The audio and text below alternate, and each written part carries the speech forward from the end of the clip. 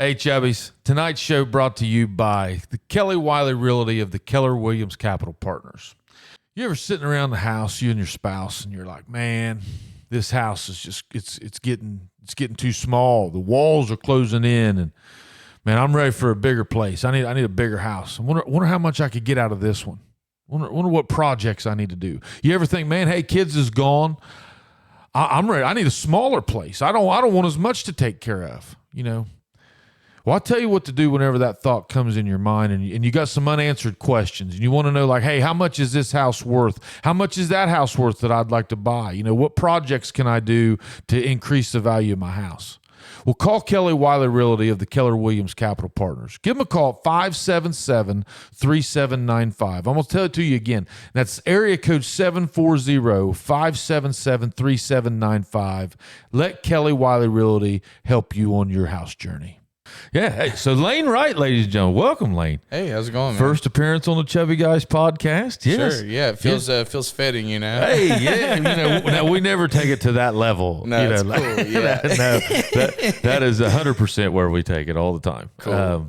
You know, Chad and I have both, you don't know Chad. He's taking a new job and he's traveling nonstop. So It's been me basically for the last few weeks. So thank you for coming on, by the way. Yeah, totally. But so you're in Chad's chair. I mean, you are Chad right now, cool. Right? Yeah, you can be Chad, but you're Lane tonight. So tell us, you know, we were just talking. So you got a daughter. Yeah. I think you've recently changed jobs. Yeah. So I've been in the cannabis industry for the past. Let's talk about that. 3 years. Yeah. Yeah. So I worked over Buckeye Botanicals, currently Herbal Wellness Center, from 21 to beginning of 24. Then I was a brand ambassador for a processor, or more or less a vape brand called Sauce. And so I did that for about a year. Now I'm at General Mills, kind of doing my thing there, but trying to find my way back into the industry one way or another. So you like the cannabis industry? Yeah. No, it feels like home.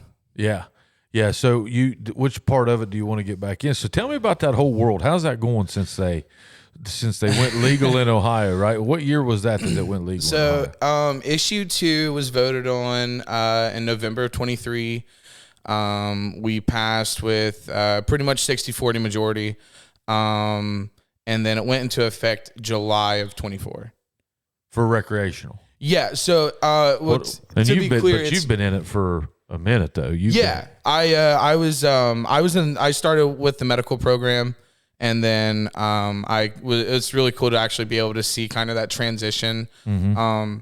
I'm still kind of like partially involved with like what's going on in the space, so I still kind of see what's going on, mm-hmm. which is the whole recreational thing. We're technically not even in like a recreational market right now. It's a dual use market. So for most states, like Michigan, for example, you go to Michigan, you'll have 2 totally separate different menus. You have a medical menu and a recreational menu. Okay. Which if you're looking online on all the dispensary menus in Ohio, you're seeing separate menus, but it's all the same product. It's priced all the same, other than your 10% exercise tax out the door if you're an adult use customer. So we're technically still operating on medical rules right now. And that's been the really big pushback with all of these. There's a House Bill or Senate Bill 56 and House Bill 160 that are trying to reverse all of the, pretty much everything we voted on in November of 23 is being like redacted and taken away and changed in like certain ways. Like the 10% exercise tax goes to 14%. Home growers can only grow 6 plants rather than 12. Potencies go down, so on and so forth, and like just the most absurd things. And so that's really the current pushback with everything, and that's why there's nothing necessarily set in stone. For example, like that's why you won't see a pre-roll in the state of Ohio until 2025 easily. And that's due to just the current the current laws that they have in place.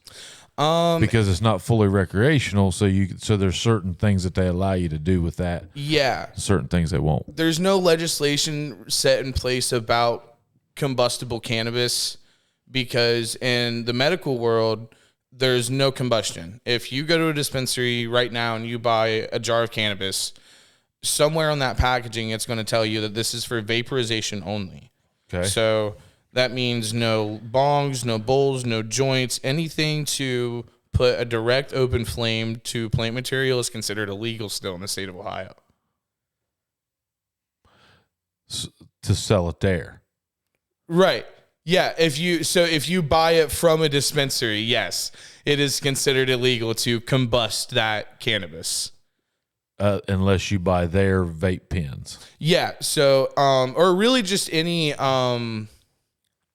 smoking apparatus. right. Yeah. Like a dry herb vaporizer. Yeah. It's pretty much like a little weed oven that produces a vapor essentially. Yeah. Not allowed. No, actually that's like That's the only allowed. thing that's approved. Yeah. Okay. But they also sell it too to where you can go out and you can smoke it. No. So They haven't rolled it for you. yeah, that's the whole pushback is the pre-rolls. And like, that's why you won't see like lighters or rolling papers in dispensaries right now either. It's all the hearsay pushback from. So who's pushing back? It's this between the DCC and the Senate legislators that are writing these bills that don't agree with what the voters voted on in 2023. This was something that, was blatantly discussed and heard by the people of the state of Ohio. There was 3 million Ohioans that voted yes for issue 2 in 2023. And then, so now all of a sudden we're having all this legislative pushback by really just, unfortunately, you're seeing a lot of like right wing. It's all Republicans that are writing these new bills that are trying to revise the issue 2 and the legalization of marijuana. So yeah. Okay, so you're saying that the right, which Ohio right now is pretty much all right. Yeah, which like nothing wrong with that whatsoever.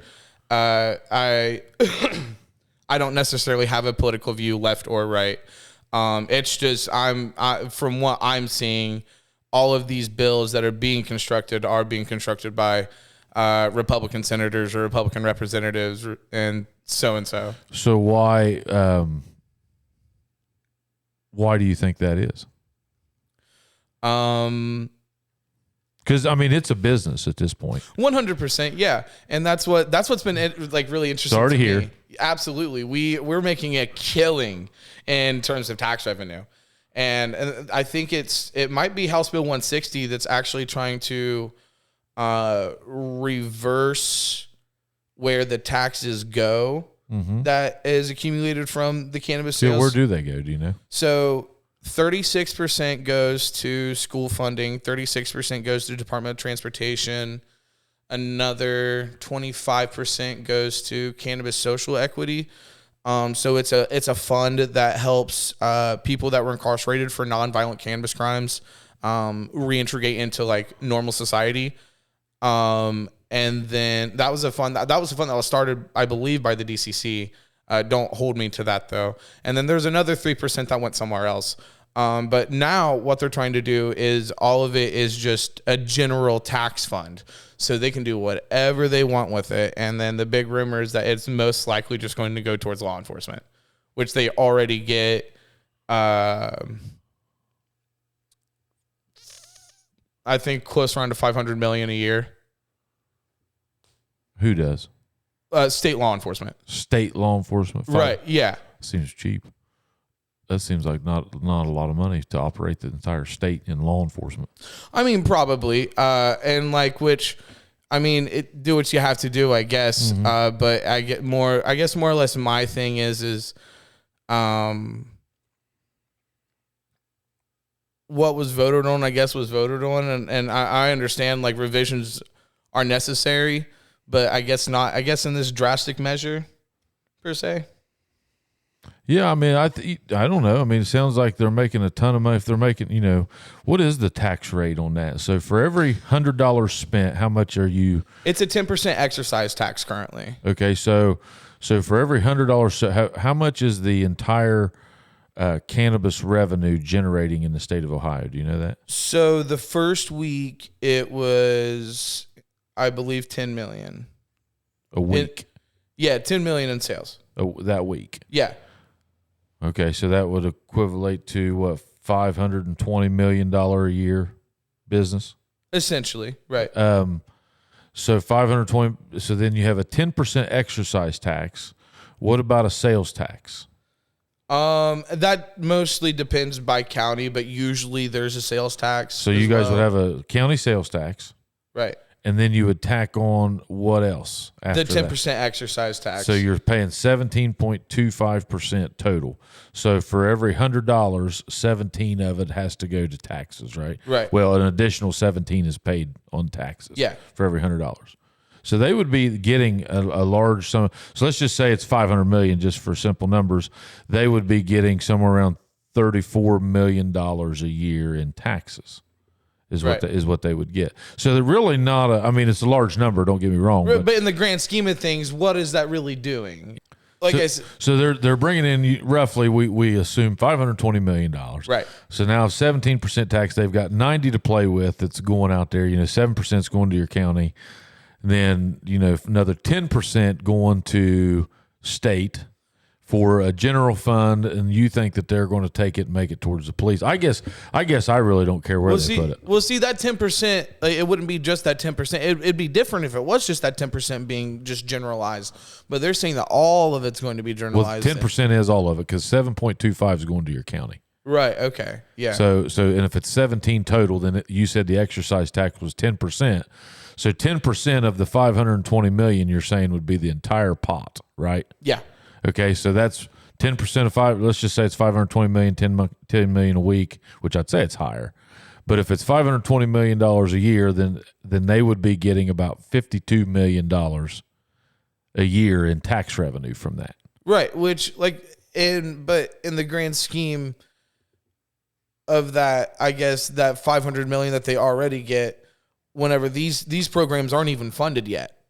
Or not even funded, at least in the same degree as that, our law enforcement and our public safety is currently funded, and then like Department of Transportation, for example, roadways necessarily aren't the greatest in certain parts of the state. Like if you go further towards south, Portsmouth and Ironton and those places, roadways aren't necessarily ideal, and so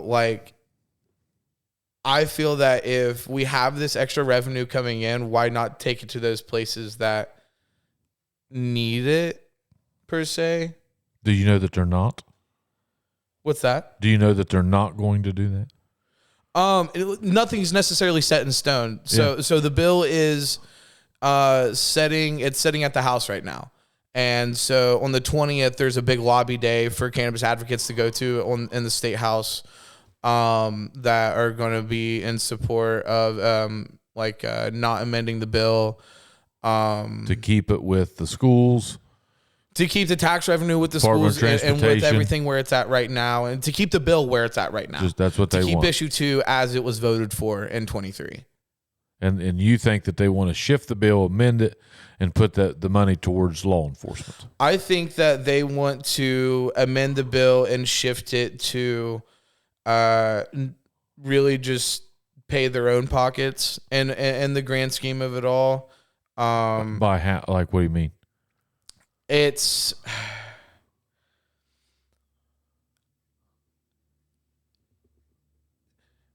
the cannabis industry as a whole is very lucrative. It always has been.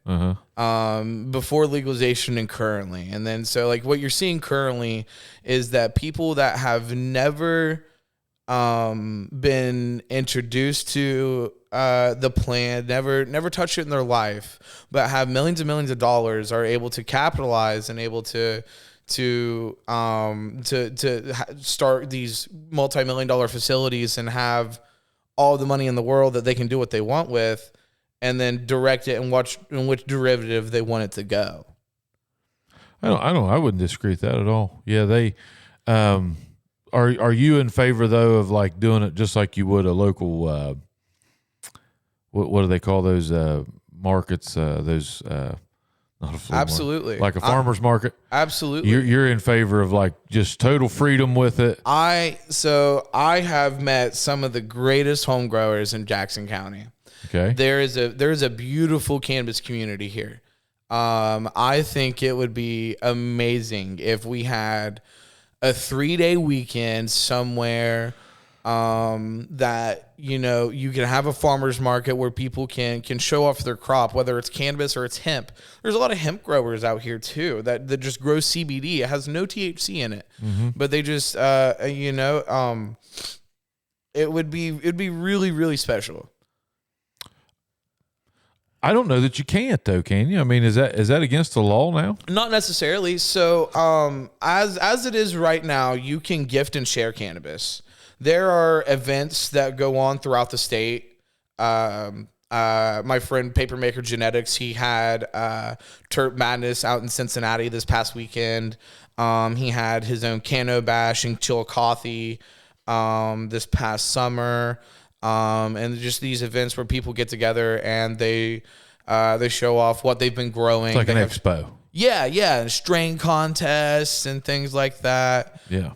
It's a really, really cool event, and it's really great place to meet home growers and people that have an actual like passion for the plant, if that makes sense. Mm-hmm.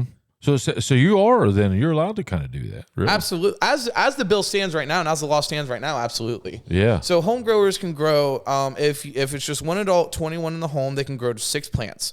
If there's more than one adult that's 21 or older, they can grow up to 12. But the plant constitutes a cannabis plant that's flowering, that the buds are being emerged. But the plant grows in 5 separate stages. And that flowering stage is the absolute last part. So, and in the grand scheme of things, you can have 20 plants in your vegetative stage, but as long as you have 12 flowering, you're still in legal means. Is that enough? So I think personally that if you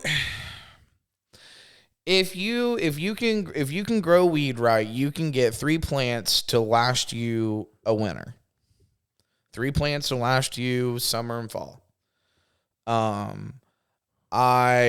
how much consumption is that? So, and I mean, how much does one plant yield? I mean, you know, it's still a plant. An average plant will yield about 2.5 ounces, which you'll have about 28 grams in an ounce. So math there in terms of like joints, like 100, 150 per se. Yeah. Depends on who's rolling. Yeah. And that's if you smoke it. What if you eat it? Or what if you are right? Yeah. And there's multiple different ways for consumption. And that's why a lot of home growers, like they'll use their 12. Yeah. Because, you know, they can grow their 12 plants and they can make ice hash out of it and process it mechanically and make a rosin that they can infuse into their butter or that they can use as like a concentrate and vaporize it. Mm-hmm. You know, the plant has so many ways it can be used. It's really unbelievable. I took some, I never was a big like CBD guy, right? I think it was just part of learning it in the beginning, right? No, totally. And I ended up getting some CBG. Oh man, yeah. And I tell you what, I don't know that I've ever been like no head state at all. It's amazing. But man, like, you know, I took that and I mean, I don't know that my like nervous system and muscles have been that just chilled out in a long time. Like it was beautiful. Yeah. Like, I mean, there was nothing like, no buzz, but just Minor melted in a cannabinoids chair. are phenomenal, man. What is that CBG? So CBG is a minor cannabinoid similar to CBD, non-psychoactive in the same sense. Yeah. But it's more aggressive to the CB2 receptors that are throughout your body. So when I refer to CB2 receptors, your body has an endocannabinoid system. We are literally designed as human beings to receive cannabis. Your CB1 receptor is in your brain and in your central nervous system. And then your CB2 receptor is everywhere else. And so CBG, it mainly attacks the CB2 receptors. But then it has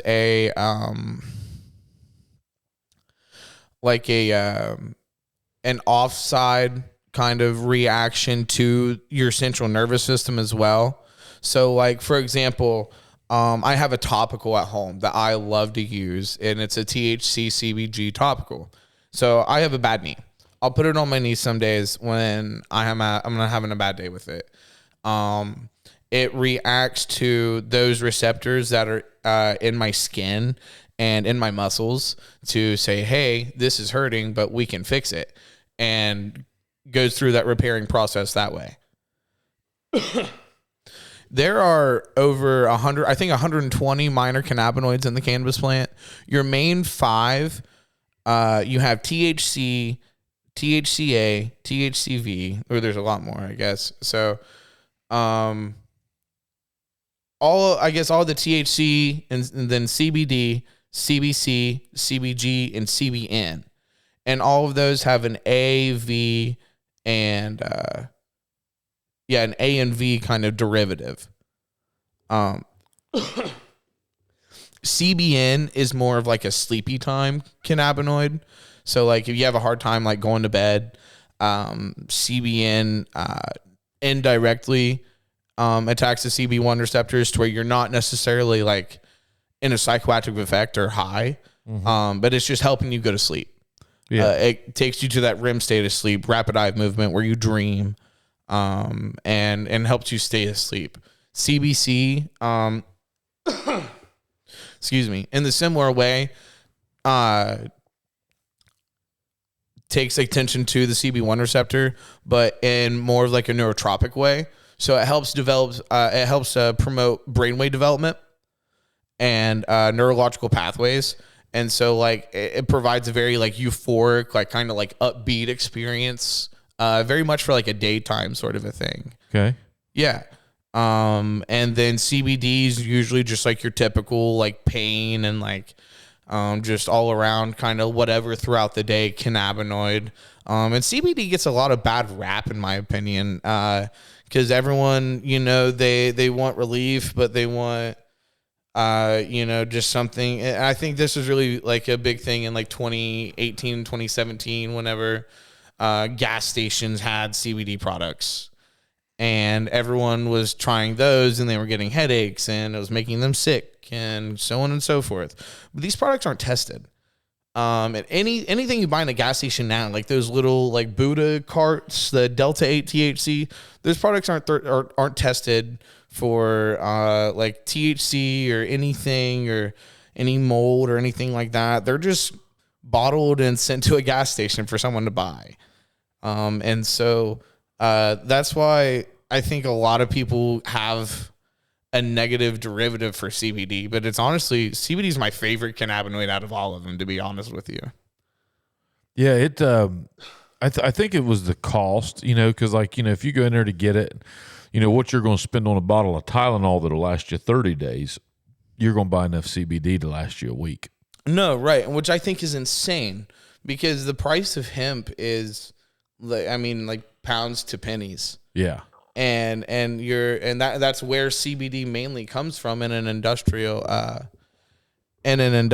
aspect or in like a commercial aspect is from the hemp plant. You're not extracting CBD from cannabis. You don't get enough from cannabis. So you have, all cannabis is hemp, but not all hemp is cannabis. Does that make sense? All cannabis is hemp, but not all hemp is cannabis. Okay. Right. So Some hemp is just hemp. yeah, that's grown really for like fibers and like textiles and stuff like that. Yeah, But very strong fabric. But the female plants produce CBD, and that's where that's extracted from. And kind of like how on cannabis, the female plants produce THC. correct, yeah, it's very, very chemically similar. If you look at the molecules left and right, they look almost the same. There's just one little bract that's missing. Okay. And so, Did you go to school for this? yeah, so I took classes at Hawking College for cannabis lab technology. Yeah. But we had Bailey Courts on. I was in class with her. Bailey's my girl. I love Bailey. Yeah, she was on the show a couple years ago. Yeah, no, she's a smart cookie. She knows her stuff, man. So okay, so let's get back into the CBD. So, I agree. I think it takes a bad rap. However, I also think it's a very expensive treatment. Oh, cannabis is expensive in general, and it totally shouldn't be. Yeah, and I think that's where a lot of the laws come in. I think that we are getting some of that. They're like, okay, well, if you guys want to play this game, then that's fine, but you're going to pay. No, and it's totally unfair, especially whenever you look at other states where, like, you take Colorado for example, and that's where we've mirrored our market. Yeah, they from. were the mothership. They were the first state to legalize recreational cannabis. You can go and get an ounce for $100 over there of good quality cannabis, and then Michigan, for example, you can just drive 6 hours north. You can get the same ounce for $40. 40. Oh, absolutely. Now, granted, not all cannabis, because Michigan has a lot less stricter regulations than what we do in Ohio. So they, for example, that same flower that you're buying for $40 could have went through a radiation treatment to kill all the mold and mildew that was in it. It's called a remediated product. Kind of like kiln drying. Yeah. And so, but we don't allow that in Ohio. Okay. The only remediated product you can use in Ohio is for edibles or tinctures because you're not directly inhaling it. So it's touch and go with Michigan. I have a couple friends up there that I get product from. I have a guy for flour. I have a guy for solventless hash, and then I have a guy for BHO concentrates. And that's really who I stick to. And they're all caregivers, home growers, small batch guys. Yeah. And that's really who I support at the end of the day. They're the guys that put the love into this. Because it has gotten corporate, is what you're saying. I mean, 100%, 100%. I've heard that from a couple people that it's really gotten very, very corporate. Yeah. I know that there, just from talking to people, that everybody's got it. Yeah. There is not a shortage of cannabis right now. No, not at all. Everybody's got it, but I think what they don't have is not everybody likes to roll one up and smoke it. So nobody really understands the process of getting it,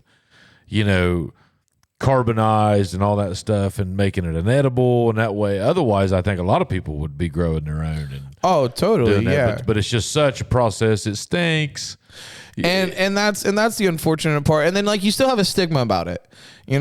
Jackson County is still very, don't get me wrong, love my home. I'll always will, but we're still a very conservative area. Sure. We're still a little stuck in our ways with some things. Yep. And we actually voted no for issue 2. Yeah.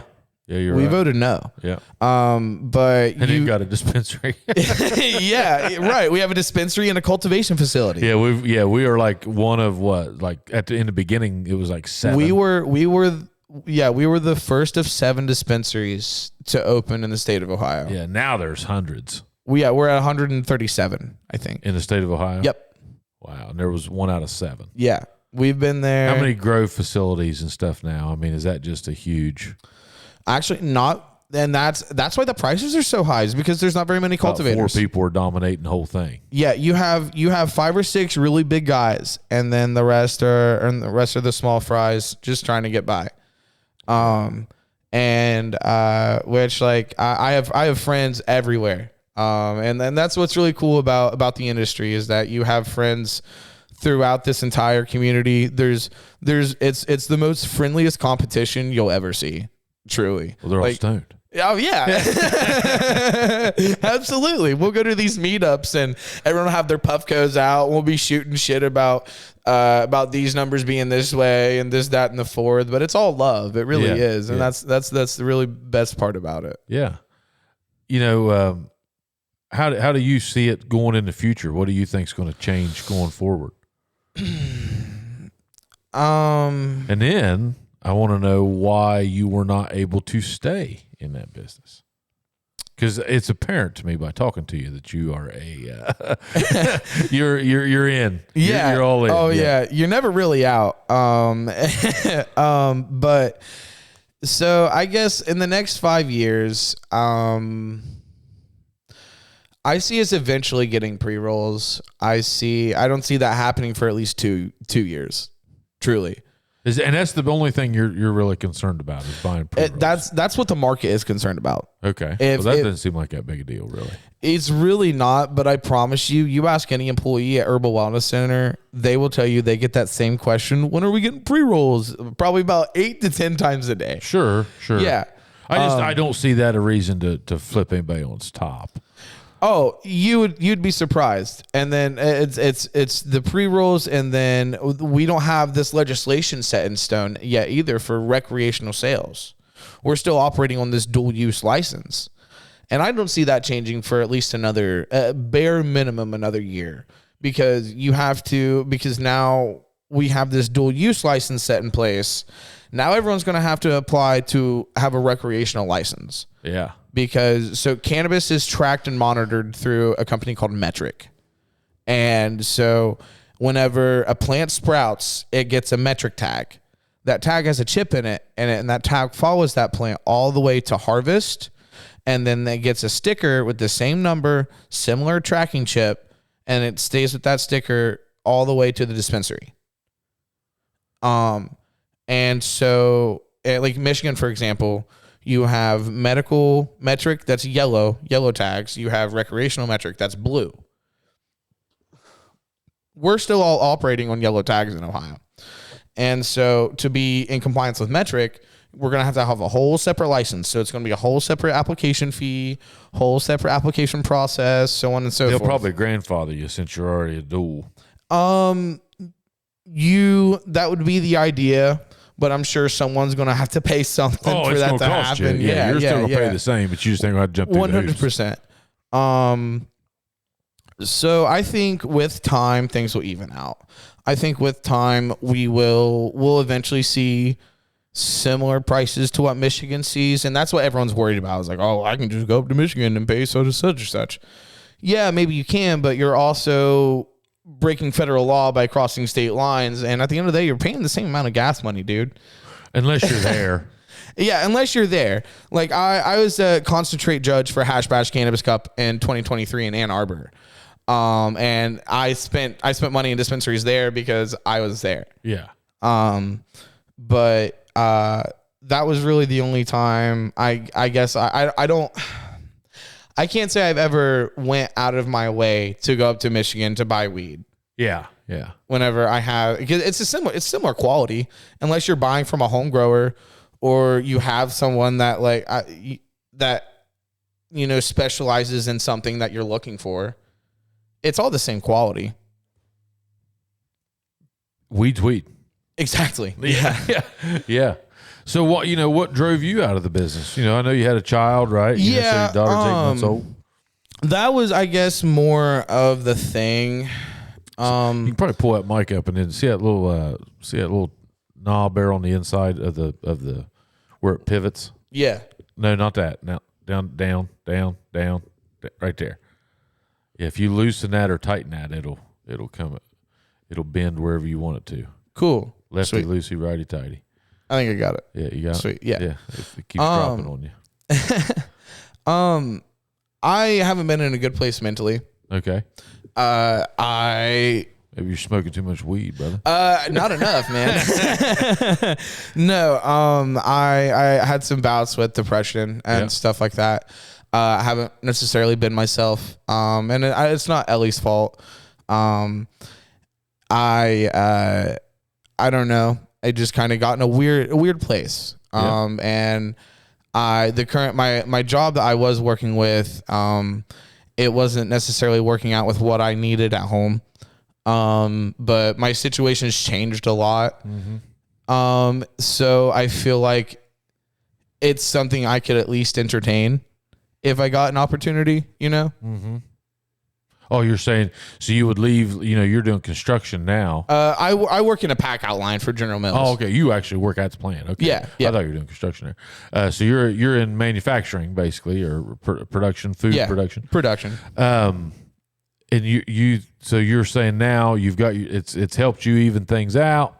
So now you would go back. Now you're in a position where you 100%. Yeah. You're in a tough spot, brother. I mean, I'm not trying to be like your dad or nothing, but no, 100%, man. Yeah. Whenever you first have kids, it's a big adjustment for a guy, right? It really is. Hey, nothing against women. I know. Listen, right. But I'm just saying, on a guy's perspective, it's a huge change because, especially, is that your first one? Yes, sir. And I only have one too, right?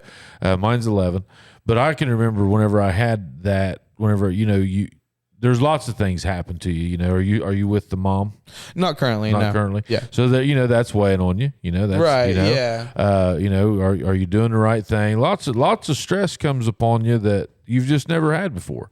So don't let it eat you, man. And I'd probably, if I could give you any advice, I would probably lay off weed for a little bit. Yeah, it's not something that I'm like. I'm not sitting there, rolling, Yeah, you're not doing it uncontrollably. Right. Yeah. It's something, I believe in moderation with everything. Because I will say, I think a lot of people's anxiety, sometimes depending on like the strain. Yeah, no, totally. You take a good sativa or something, and I mean, that might send you into a frenzy. Yeah. Oh, absolutely. I have, and I just told this story earlier today. I had me and my coworkers tried this strain from a cultivator that was like a super crazy high sativa. And I'd never tried it before. Neither of us had. And I tell you what, man, if I didn't feel like I was going to die or the cops were going to come get me because I didn't. But no, I mean, I definitely have like cut back my use a lot since having the baby. Yeah. I still use cannabis in my day to day, but I'm not like waking up first thing I'm doing is grabbing it. Yeah. It's more or less of like when I can fit it in my schedule, when I can fit it, You want to enjoy it. You don't want to use it to get through the day. Totally, yeah. You want to be able to, it's like having a glass of whiskey for me. Absolutely, yeah. And I think that looking at it in that aspect has really helped my productivity. And like growing up in high school and stuff, I smoked weed, and I just kind of just burned whenever. How old are you? I'm 25. I'll be 25 in June. Yeah, you're getting there. Yeah. You're coming along. Yeah. But you're out of the high school stage now. Right. Oh, yeah. Absolutely. Yeah. I definitely had my fair share of fun times. But like, with that being said, like I was just burnt out, and then like getting out of high school, and I went to welding school down in Florida, came back, and then I started working at Bryn Mawr, and I was making money there where I could buy an ounce a week and not give a damn. But I don't know, just like kind of as I got older, I just realized that like I don't need it, like I don't need that much, and I can make a half ounce last me almost a month, man. Oh yeah. And so like very minimal. Right. Yeah. That's good, because I think that's a lot of people. I've seen, there's been a lot of people that I think have joined the cannabis community, right? 100%. People that have partaken, and there's some shortfalls in it. I think there's nothing I hate any worse for somebody else is whenever like you're at a party and like I took a gummy and they don't take them, right? Yeah, and then they're drinking and everything else, and I mean it just sends them to the moon. Oh yeah, and it's like, hey, those you probably shouldn't mix those two, like absolutely, especially your first few times, right? I've smoked weed since I was 16, so I can understand how I feel whenever I use cannabis. I can understand how I feel when I mix it with alcohol very vividly. Yeah, not everyone can. Yeah, and so not a good move. I'm at the bar and like I'll probably take a joint with me to the bar, and I'll I'll have a buddy like, hey man, like can you have some of that? I'm like, dude, I don't know. Yeah. Don't want to send you to the moon. Right. Well, and then it's like, man, like you just have a bad time after that, man. I'm like, because I've been there. Yeah. You know, and because I in college thinking I'm Billy Badass and shotgunning beers, ripping bongs, and just getting two kinds of twisted. And then next thing I know, I'm having the worst time of my life. Yeah. Yeah. And so I try to teach everyone from my own experience. That's what I think that's what the main thing people are lacking is just education. 100%. And that's really where like the guys at Herbal Wellness Center come in. That's where people like Bailey come in and myself. I really try my best to help anyone understand cannabis that wants to. You know, when I was working at the dispensary, it didn't bother me one moment to spend 2 minutes or 2 hours with a patient, as long as, you know, they understood the medicine that they were getting whenever they left my care. Yeah. And I think that's the most important part about this industry is really the education. Because I mean, if we're not teaching people what we're learning as we're learning it, then there's no progression. You don't lose that stigma otherwise. Yeah. And so I'm very excited to see where the business is going to go. You know, I mean, me too. I think it's interesting to see if they treat it more like an alcohol, you know, and like eventually you have like, you know, cannabis shops. I think on paper, that's the goal. Is for it to be like on paper, that's the goal. In terms of if you're a parent, whenever I guess like guidelines for that with Job and Family Services in that aspect is same as alcohol, have it locked away and kept up. Yeah. And so because I did a certain a PowerPoint with Job and Family Services, I think probably about 6-7 months ago. It was before the baby got here. So it would have been longer than probably about 8-9, I'd say. I did a PowerPoint with them just kind of explaining the new rules of like the program and kind of how it's progressing. And because a lot of people really don't know like what's going on with the cannabis market today. They just know it's legal and that you can buy it. And then when people come to the dispensary, they're thinking that they're going to come to Weed World. There's a bunch of open jars and beanbag chairs and hippies and some guy playing guitar. And it definitely feels like a pharmacy in there. And in my opinion, it should. Yeah. Or it shouldn't. Right. I don't like it whenever they try to mix the two. Yeah, no. I think that it should have a very professional but clean environment, or professional but relaxed environment. And I think the guys on Veterans Drive do that very well. They're very, very compassionate and professional in what they do, but they're not hoity-toity about it. And so and you have some dispensaries in the state that are a little bit more relaxed. You have some dispensaries that are like a lot more strict. Like I've been to shops that have bulletproof glass in between me and my bartender. And so it's definitely interesting to see kind of the differences in this market for sure. Do you like working at the dispensaries, or do you like being in like the distribution channels of it? I loved my time as a bartender. It was phenomenal. I met so many great people. I established so many great relationships in that time. But in my time with sales, and like the brand ambassador position that I had with Sauce, I got to kind of like expand that networking base per se. And I got to expand like my outreach on patients. There was one time I was in Monroe, I think, and I sat and I talked with a patient for probably about a good hour and a half about CBG actually. And mind you, I sell vapes. We're a vape company. At the time we had 10 different options that were just THC vapes that had minor cannabinoids incorporated to kind of give it like a flower experience. But I didn't sell any CBG products. I didn't have any topicals or anything, but poor woman just wanted help. And unfortunately all the bartenders were busy, which I get it. Sure. Yeah. And, and that's kind of part of my job too, in that brand ambassador role, is to help the dispensary out with questions that the patients have. What is your role in that as a distributor? Or is your job to get them the lowest price to where they can see some margin? So as a brand ambassador, my job was to establish the relationship between the company and the dispensary, establish relationships with the staff, and hold patient education days, where I'd go set up a little booth, and like have like a line of products out, and just talk to the patients or the adult use customers about the product itself. Sometimes I would talk about promo and try to negotiate margins on that, and things like that. But I never really was like involved with like sales and like a lot of like really like the numbers per se. Yeah. Okay. More or less just kind of like a face for the company. Yeah. You're just, development. Right. Yeah. You're getting the word out, which would be a cool role. It was a lot of fun, man. It was really cool. Why didn't that work out? Did the company go belly up, or?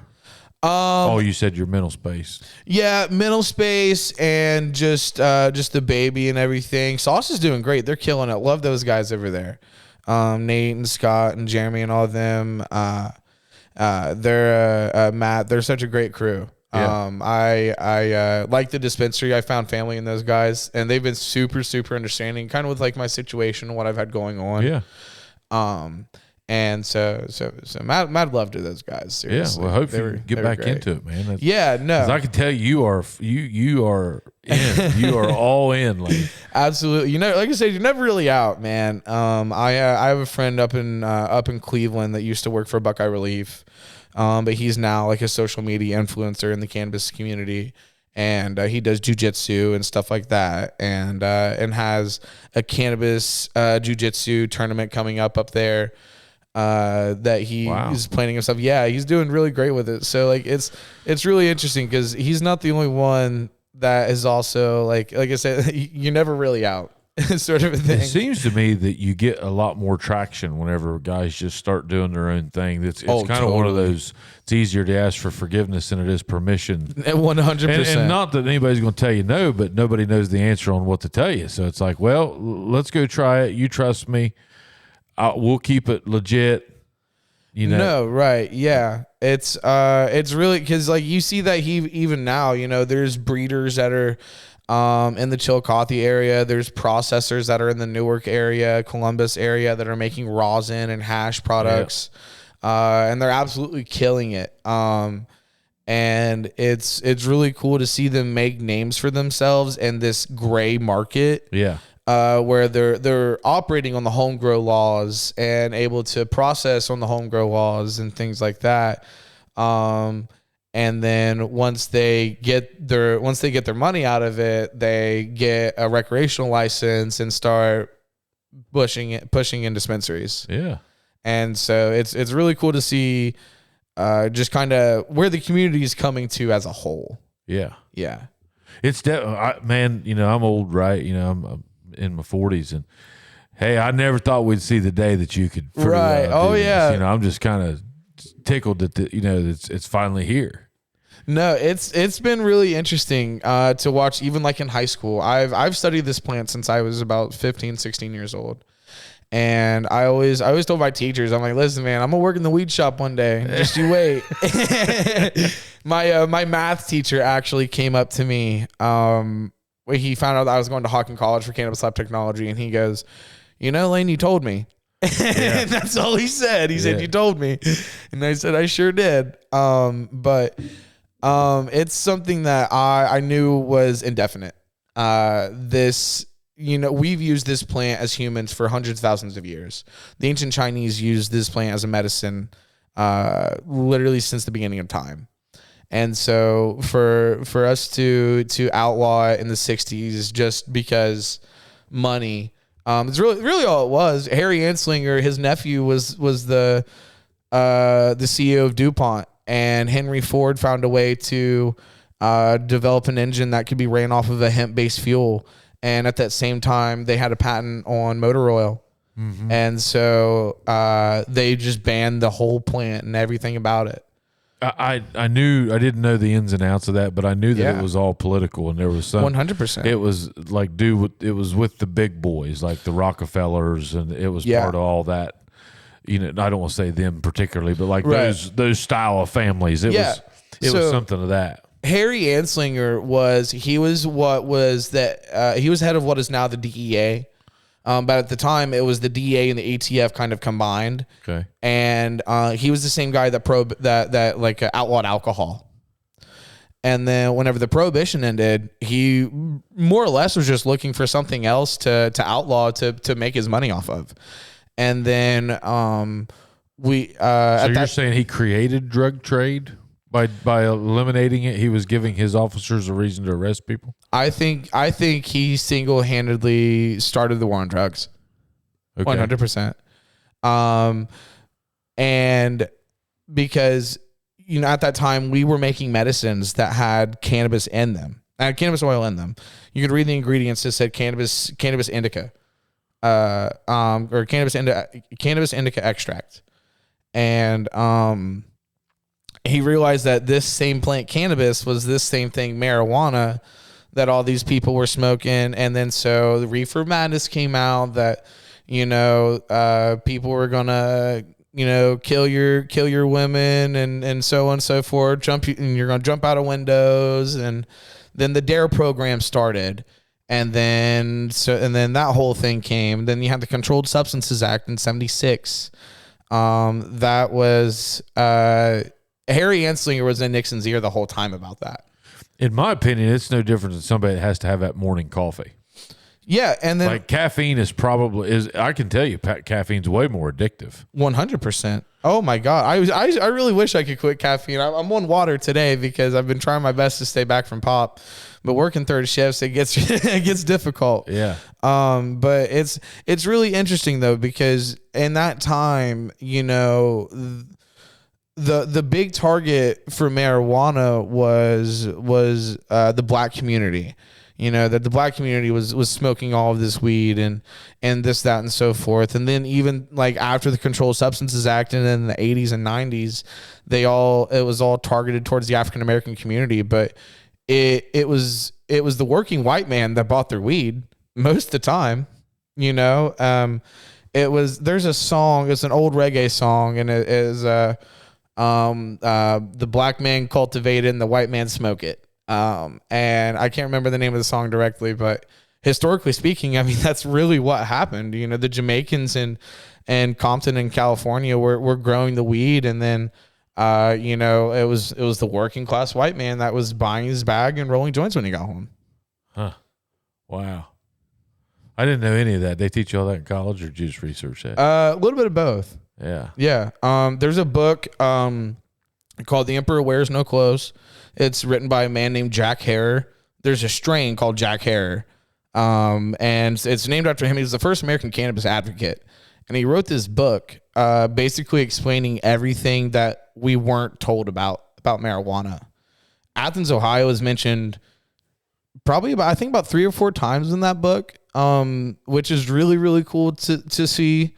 The National Hemp Museum is actually in Athens as well. Okay. And that's a really cool place to check out. Where is that over? On Court Street, I think. I did not know that. Yeah. You can just call them and schedule an appointment and they'll let you in and you can check all their stuff out. It's really cool. Wow. Yeah. Huh. I'll have to check that out. You've taught me something today, Lane.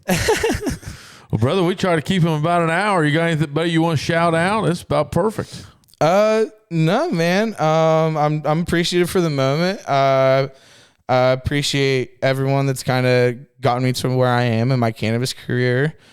All my canna buddies, Andrew, Scotty, Nate, the whole Sauce team, my Herbal Wellness family, those guys. Yep. I wouldn't be where I was, or I wouldn't be who I am if it wasn't for those people. So, well, hey, look him up, Lane Wright, ladies and gentlemen, and we'll keep you posted on where he ends up. He's going to get back. So, absolutely. All right, see you.